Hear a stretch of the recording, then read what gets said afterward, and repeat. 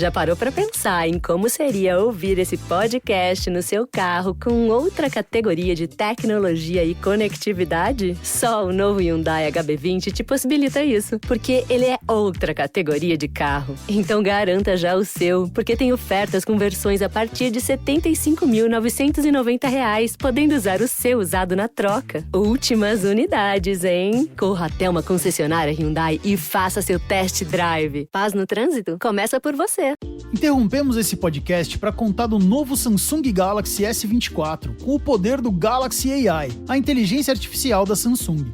O que não falta nele é novidade. Tem o Foto Inteligente, o Nightography Zoom, o Circule para pesquisar no Google e, por fim, o Tradução Simultânea, para ligações do português para vários idiomas. Traduzindo para o bom português, é o celular mais que você já viu. Saiba mais em samsung.com.br. Você vale muito. Eu não sei quantas vezes alguém já te disse isso, mas eu precisava repetir porque você vale muito. Não importa quantas vezes alguém tente te convencer do contrário. Eu tô aqui para reconhecer o seu valor, porque eu também já precisei de muitas para reconhecer e reforçar o meu. E não há nada mais poderoso do que celebrar juntas, porque nós valemos muito. L'Oréal Paris, porque você vale muito. Today on the show, we have Alexander Larman, a historian and journalist who has been published in The Observer, The Telegraph, and The Guardian, among other publications. And in addition to many other books, he is the author of a trilogy of books about the Windsors that started with The Crown in Crisis, Countdown to the Abdication in 2021. The Windsors at War, The King, His Brother, and a Family Divided in 2023. And now Power and Glory, Elizabeth II and the Rebirth of Royalty, out April 30th. Alexander, thank you so much for being here today and welcome to the show. It's my absolute pleasure. Thank you so much for having me. Well, as we said in the introduction, Power and Glory ends the Windsor family trilogy. So this book covers then Princess Elizabeth's landmark 1947 speech in South Africa, the one that listeners always makes me cry. I've never been able to say the speech out loud without getting emotional, on her 21st birthday. And it goes through her engagement, her wedding to Prince Philip, her father, King George VI's death, the discovery of the Duke of Windsor's treacherous activities in World War II, and then to the beginning of the new Elizabethan age. So why choose to close the trilogy with this time period? We were just talking in the pre-show and you said that it kind of felt like that was the natural place to end the trilogy. So why is that? Well, what happened was that when I sat down to write The Crown in Crisis about 5 or 6 years ago now, I had no intention of writing a trilogy of books. I mean, it wasn't as if I thought to myself, I'm going to write a Windsor trilogy, because anyone who writes a trilogy, I mean, it's a big undertaking. It's going to take up an awful lot of your time, awful lot of effort. And I wanted to tell the story of the abdication crisis, because I thought there hasn't been the definitive book written about it. There's so much more material now than there used to be. That would make for a really interesting book. But when I finished that book, I thought, I can't stop here, because it feels like the first act in something else. There's so much more to talk about. I mean, the book ends on a cliffhanger. It ends on the Duke of Windsor leaving England to go off into exile. And if you can't leave it like that, so then the second book, The Windsors at War, was the completion, in a sense, of that part of the story. It's about the relationship between George VI and Edward and his treachery and what happens in World War II. And then I ended that book and I was thinking, I can't stop there either. And so Power and Glory is in a sense, I mean, because what I was worried about when I sat down to research it was, is it going to be an anticlimax compared to the other two? Because Crown in Crisis, you have the abdication crisis. Windsors at War, you have World War II. You think, well, what do you have in this? I mean, what's so impressive and important? And actually, you've outlined quite a lot of what happened in the period covered by the book. And don't forget, there's the atomic bomb as well, landing on Hiroshima. So it's, yes, I mean, you know, you've got speeches, you've got death, you've got treachery, you've got atomic bombs, you've got marriages, you've got a coronation. I mean, it's quite a lot in one book. Yeah, that's a lot to pack into the trilogy. That's a lot. And I suppose what I've always tried to do is I've always tried to look at these international events through the prism of the British royal family Mm-hmm. and how they reacted to it. I mean, what their innermost thoughts were. Something that I hope I've done in all three books is that what I enjoy doing is you take the official account of something, you take the account that we're all used to hearing via the history books or via the newspapers or whatever, and then you go into the actual letters and diaries of the people involved in it, and you often see there's a completely different story behind that. Mm-hmm. And something that I've always been very pleased to do is I've been very lucky in that I've had access to the Royal Archives to research all three books in the trilogy. And all the material at the Royal Archives is absolutely invaluable for any historian or any researcher. And what I hope I've done is to bring in a lot of stuff into the public eye that's never been seen before. And I hope that even if you've read 100 books about the royal family, there'll still be stuff in this one that you'll think, I never knew this. Mm-hmm. It'll be a really interesting, really exciting read. Definitely. What was it about the period from the abdication to the beginning of Queen Elizabeth's reign that drew you in? Well, what I find so fascinating about the royal family in this period is that it's a relatively short time. I mean, it's about 17 years you're discussing. The fact that I've written 3 books about 17 years shows, and also the books are quite long. I mean, I think it's about 100,000 words in total, but I could easily have written longer books because there is a lot more to say. And occasionally it was quite interesting because I was going through the documents that I was using for research, and I thought, oh, I wish I'd kept that story in. I wish I'd had that detail.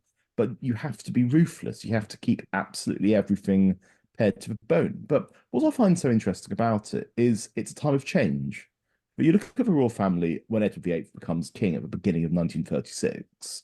And it's emerging from the reign of George V, which was quite an austere reign. I mean, Victorian values, very much the kind of thing that not that different either in terms of time or in terms of attitudes to Queen Victoria. Then you look at the change that comes with Edward, the change that comes with George VI, and then the change that's about to come with Elizabeth II. And you see there is so much in Britain and in the world that is shifting. But you think what you have to do is you have to chronicle not just the events that you're describing, but also how people reacted to them. Because often you see these letters and you see these journals and things that seem to us to have been obvious or that seem to be, massively significant. At the time, you can barely notice any of them.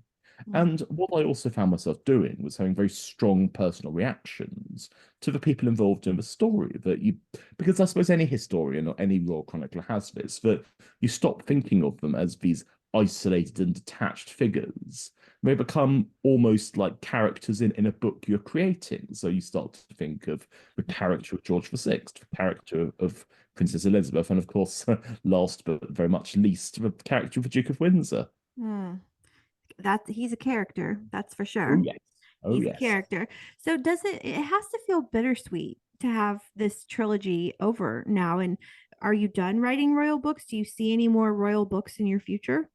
Well, there is a book I'm writing, not my next, but my book after next, which is going to be both literally and metaphorically royal adjacent. It's been publicly announced, so I think I can now tell you this. But it's a book about Eaton Square in London, which is just behind Buckingham Palace. Interesting. It wasn't a place that any of the royal family actually lived. They were constantly there. So what I'm looking forward to doing is telling the entire history of Eaton Square over about 2 centuries. So it's not just the modern monarchy, it's the old monarchy as well. So yeah, that's going to be really interesting to explore some of the more scandalous and off-duty aspects of their lives, as well as obviously the official ones. But yes, I mean, it definitely is a bittersweet experience because you have lived with this period, you've lived with the people for so long, but saying goodbye to them, I mean, possibly forever, possibly temporarily, it does feel as if somebody else will come in and write a brilliant book about the subject, or will come in and write a brilliant book about what happened before, what happened after, because this is a period that people never get bored of. People always want to discuss it. And that's why I'm always happy to, go to any kind of podcast or any kind of public appearance, because I never get bored talking about it. Well, speaking of, let's talk about the title of your current book. So is it called Power and Glory because that's what Queen Elizabeth brought back to the monarchy? The title was ironic. The whole point of the book is there isn't any power, there isn't much glory. The idea at the end is that Elizabeth has redeemed it, that she actually restores what people expect. But what I wanted to do, I mean, every book of mine is about the monarchy in crisis. First, it's about the monarchy in crisis because of the abdication. Second is about the monarchy in crisis because the country's at war and the Duke of Windsor's a traitor. This one's about crisis because Britain's won the war, but it's in an absolutely terrible state. You've got this new Labour government with Clement Attlee as Prime Minister, and they're not very receptive to the royal family. So you start to ask the question, as I think George VI was doing, what's the point of us? What are we here for? And so obviously the title's got lots of different resonances. The first thing is it's from the Lord's Prayer, thine is the kingdom, the power, and the glory. The second is that, yes, it's supposed to be ironic. It's supposed to be about how there isn't any power and there certainly isn't any glory. And then the third part is, yes, I mean, Elizabeth did bring back glory to the monarchy. I don't think she brought back power. I mean, the power that she conveyed was very much a kind of a power of reputation rather than the power of actually getting anything done. But I hope it's one of those titles that, I mean, those are my interpretations of it anyway, that you have an allusion to a prayer, you have an ironic quality, but also you have that optimistic quality. But I mean, it's always the case. I mean, it's like Windsor's at war. There were supposed to be two quite different meanings of that title. So, it's always one of the most fun parts when you come up with a title for a book. And actually, this one was interesting because having had the alliteration of Crowning Crisis and Windsor's at war, my first idea for this book was the era of Elizabeth. And then I just thought that's a bit lame, isn't it? Because it's the kind of thing that if ever I see something like that, my eyes just scan over it. Whereas Power and Glory, it's got a much more memorable ring to it, I reckon. No, it does. It packs a punch for sure. And something else that packs a punch is that South Africa speech, which I just will never get over. It's chronicled in the book. You write that after Tommy Lascelles has given the redraft of the speech back to Princess Elizabeth, he was nervous, but she, as you write, finished reading it, looked up at him and said simply, "It has made me cry." So if it made her cry, if it made Princess Elizabeth cry, then okay, I feel a little bit better about it making me cry. And he responded, he was relieved and responded, "Good, for if it makes you cry now, it will make 200 million other people cry when they hear you deliver it, and that is what we want." And he was correct. So countless millions more at that time and since have shared her sentiments, including me, and have gotten emotional at that speech. You write the speech would define her life and subsequent reign and might be the most famous single public statement she ever made. It was simple and hugely powerful. Reaction in Britain to the speech was unanimously positive. Elizabeth's grandmother, Queen Mary, not a woman to give to frivolous displays of emotion, wrote in her diary, "Of course I wept." And the man who would later become her first prime minister, Winston Churchill, had a similar reaction, confessing his deep emotion at the prospect of this young woman one day being queen. It had been a triumph. So what was it about that speech, do you think, as her biographer, that was so poignant? Was it the words? Was it her delivery of it? Was it all of the above? What was it that made that speech so powerful? Well, you can read it and it makes you cry. So I think that you can always tell that the delivery obviously is very moving as well, but just reading it written down makes you cry. So yes, it's clearly the words. What is it? I think it's twofold, isn't it? It's because it's a statement of purpose and a statement of intent. And she's 21 years old. She knows her father isn't very well. She doesn't know how unwell he is, but she knows that she's going to become queen sooner rather than later. And she knows that ultimately she has this enormous step to take, that by declaring this extraordinary thing, she is going to be making this pact with her future subjects. And that's something that people didn't usually do. Because you have to imagine, I mean, someone like Edward VIII never did anything like that, and George VI never did anything like that. So it's in a sense, it's saying all my life, whether it be long or short, will be devoted to you and to your service. That's just such I mean, I find it very, because there are several parts of the book that when I was writing, I found it quite hard to finish writing because I was so emotional. And that's not something I had in Windsor's at War. And I only had it at the end of Crowning Crisis. So that shows you how these things are. But it's a fantastically moving speech. And what's interesting as well is that the original draft was perhaps quite dry. It was perhaps quite factual. And then she worked on it with her parents, and Tommy Lascelles worked on it till it became something which is much more affecting and much more personal. And I think that, yes, she did very much lead her life by these standards that she outlined. And I think that that's something that will always resonate. Mm. Well, we just passed what would have been the late Queen's 98th birthday on April 21st. She had unmatched dignity, poise, and grace. And I mean, her absence is still felt by so many. Can you tell us a little bit about what made her excel so much in her role as queen? Well, I think it was several things. I mean, I think that obviously she saw what her father did, and she saw what her uncle did, and she saw that her uncle was a useless king. He was somebody who had no interest or commitment to the throne, and he was just somebody who was pursuing his own interests. And she saw that her father was very dutiful, very committed, but his hatred of public speaking, his hatred of any kind of public events, I mean, he overcame it to an extent during wartime, but he was never truly comfortable being king. So she saw from example what it was not to be king, what it was not to be the monarch. And I think that she came to it with a very simple attitude that her father had instilled in her, which was to be both a human being and to be a monarch. And what's been so interesting, actually, is over the last few years, we've had the series The Crown. And actually, I think that what has been interesting for me is that of the three actresses who played Elizabeth, Claire Foy was by far the best and by far the one who captured her best. Because I think that what was interesting is that Claire Foy was not a very well-known actress when she took on the role, whereas both Olivia Colman and Imelda Staunton were very well known. So it was very hard to forget you were seeing Colman or Staunton on screen. Whereas I think that what we can see about the young Queen as played by Claire Foy, I suspect that performance is a pretty fair representation of what she's like.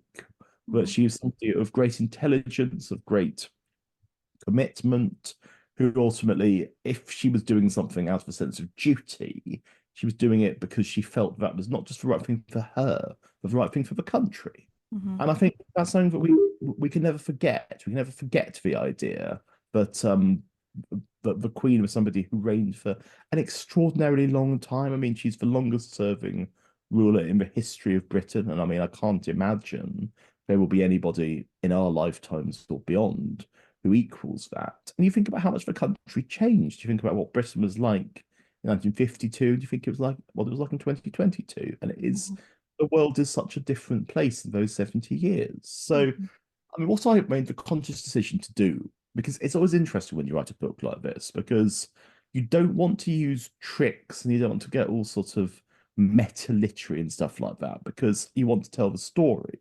But what I always knew I was going to do was I was going to end the book with the coronation, but I wanted to stop the story when she walks into Westminster Abbey, because that is where the point of the book ends. But when she walks into Westminster Abbey, it's a different book, it's a different story, and that's somebody else's story to tell. It's about what it was like after she's crowned queen, what it's like, you know, the early years of the reign and so forth. And I mean, it's fascinating, but as I said, it's another book, another story. And what I'm hoping is that in the next few years, we're going to see the authorized biography of Elizabeth II, because there'll be, I think, a few years of quiet, and then somebody, and I don't know who it's going to be, will be approached to write it, and they'll be given access to lots of papers. And because she kept a diary, and of course no one's ever seen this diary, and one day somebody will be able to. So it'll be fascinating what is revealed.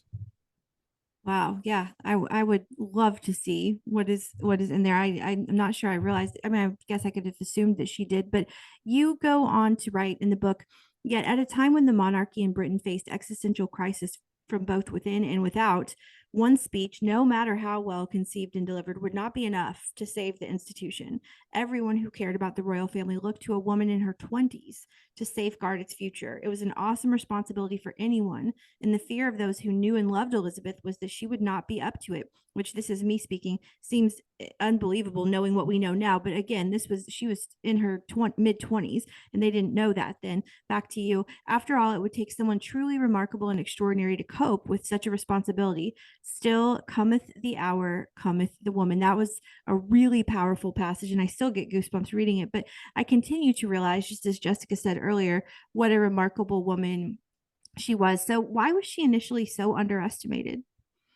Because she was a young woman with very little experience of the wider world. And you have to remember that during World War II, for her own safety, she was shut up in Windsor Castle for quite a lot of the time. So it isn't until 1945 that she really comes out in both senses. And I mean, it's the fact that she led a very sheltered, very cloistered life. And in fact, one of the things about her marriage to Prince Philip was that there was a sense amongst her family, especially amongst her mother, that she should have had an opportunity to meet more people, to be courted a bit more, that he was the first person that she'd met, and that it was a bad idea because also Philip was seen as a slightly dubious character.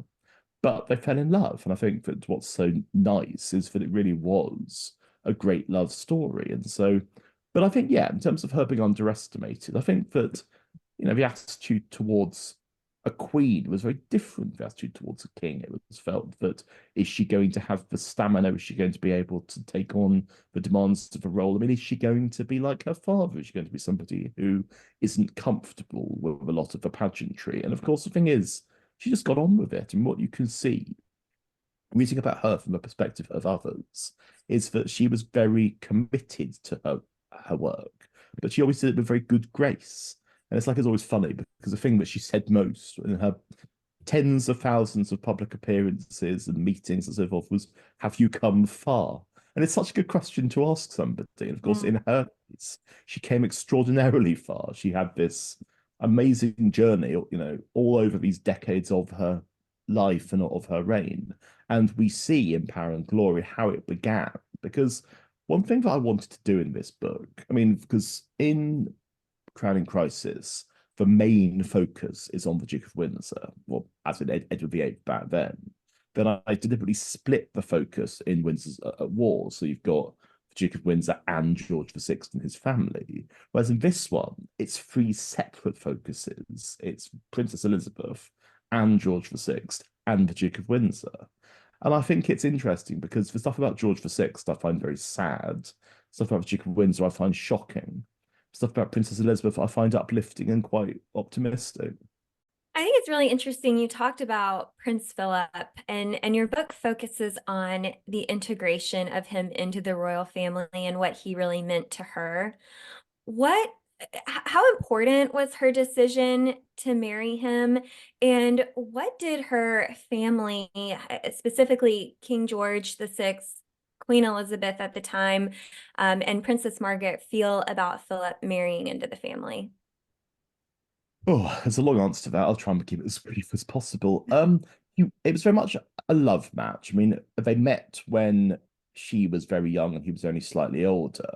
But he was not somebody who was an obvious match for her because, as somebody once said, if Princess Mary or if Queen Mary or if Queen Elizabeth, the Queen Mother, had drawn up a list of possibles as the first 11, Philip would not have been on it.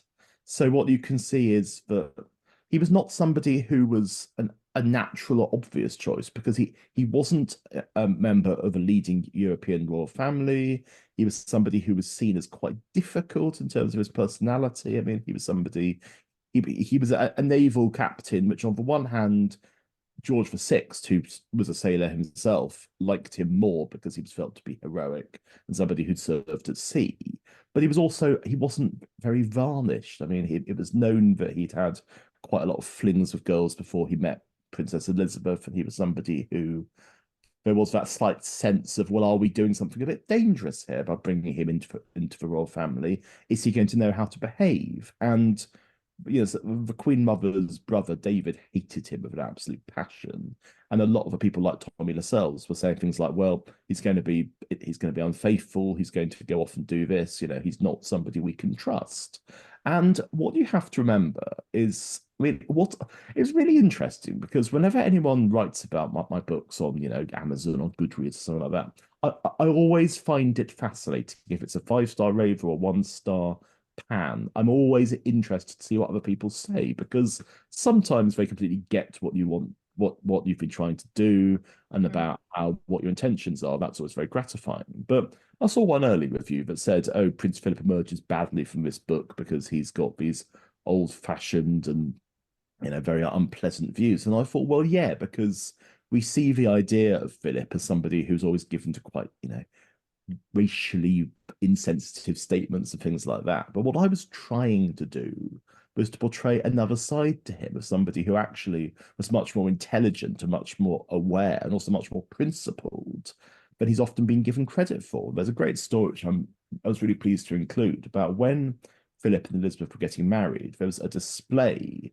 of all the various wedding presents that they were given, and Mahatma Gandhi sent this tray cloth as a symbol of esteem. And of course, given the relations between India and Britain were not exactly brilliant at this point, it was a kind and generous gesture. And Queen Mary saw this tray cloth and she thought it was Gandhi's loincloth. And she said very loudly, "That's a horrible thing. What a horrible thing to have sent." And Prince Philip said, "No, it isn't a horrible thing at all. I think that Gandhi is a very great man indeed." And she left in angry silence.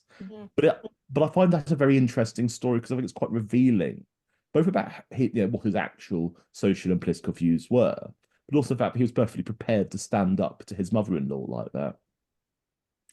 Well, I want to talk also because so much of the first two books feature Wallace and Edward, right? Yeah. They're featured in this book as well. But what, for listeners that haven't read the book yet, what was the role of Wallace and Edward during this time period in this third book? He was writing a memoir, right? And how is his relationship with his niece, Princess Elizabeth, and then who, of course, later becomes Queen Elizabeth? Well, it's fair to say that they were very much kept at arm's length because they'd had their purpose in World War II, which was he was the governor of the Bahamas. I mean, Wallis didn't have any kind of purpose because ultimately she was so hated by the British establishment that keeping her at arm's length was what we wanted to do. And of course, she was never given the HRH title, which Edward wanted her to have more than she did. And this caused no end of difficulty and bother, the fact that she wasn't ever recognised. But obviously, after the war came to an end, I mean, what is so fascinating for me to explore is what do you do after you've been king?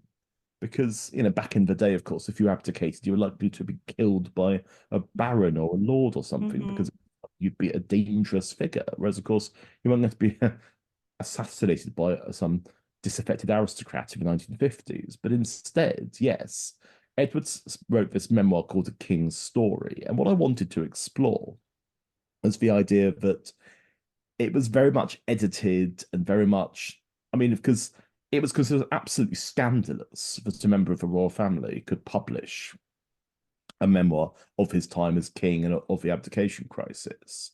But what I found really interesting was looking at all the letters going about between courtiers and lawyers and stuff like that, and seeing how much was edited and how much was taken out of it. Because, obviously, it was considered scandalous in its very existence, but the idea it could have been even more scandalous and even more difficult was quite a revelation.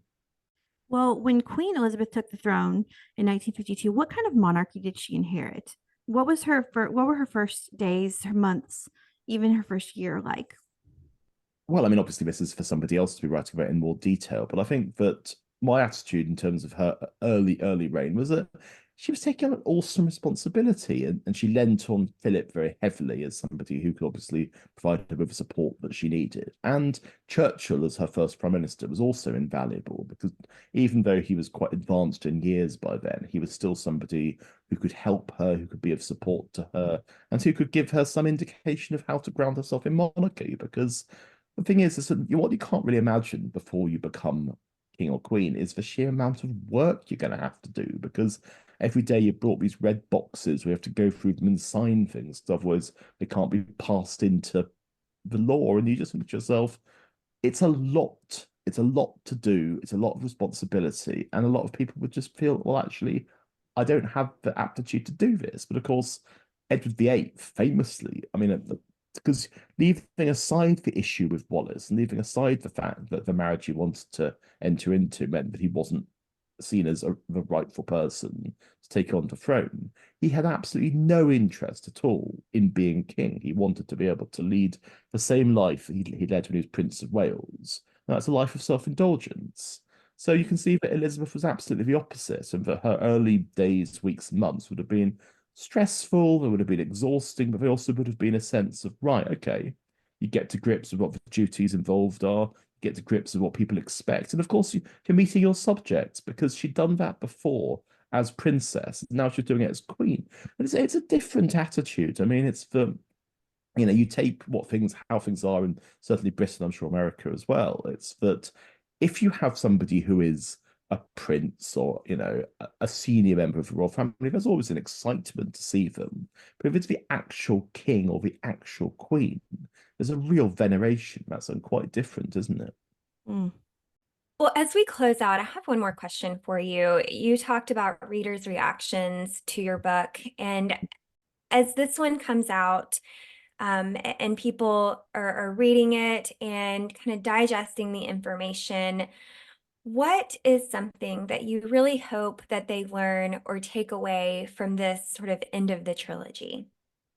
Well, what I hope is that you can see it as a trio of journeys, if you like. You can see the Duke of Windsor going from being the Prince of Wales, a man who falls in love with Wallace Simpson, who realizes he can't do the duties required from him as king, and ends up essentially betraying his country and disappearing into obscurity. So that's journey A. The journey B, which is George VI, who actually grows into responsibilities that he has and actually does the best job he can of the circumstances. And then I think the most affecting journey of all is Princess Elizabeth's journey from a young girl who doesn't really have much sense of the wider world, who's led a very cloistered existence, who goes on to be somebody who becomes the greatest monarch that Britain ever had. And if my trilogy has shown these people in their best lights, their worst lights, whatever else, I hope that I've done my job. This has been a great conversation, and I really enjoyed learning so much about this family from you. Thank you so much for being here. And to our listeners, the third and final book in the Windsor trilogy, Power and Glory, Elizabeth II and the Rebirth of Royalty, is out as of April 30th. So again, thanks for joining us. It's been such a pleasure to talk to you. Yes, thank you. An absolute pleasure for me as well. Thank you so much.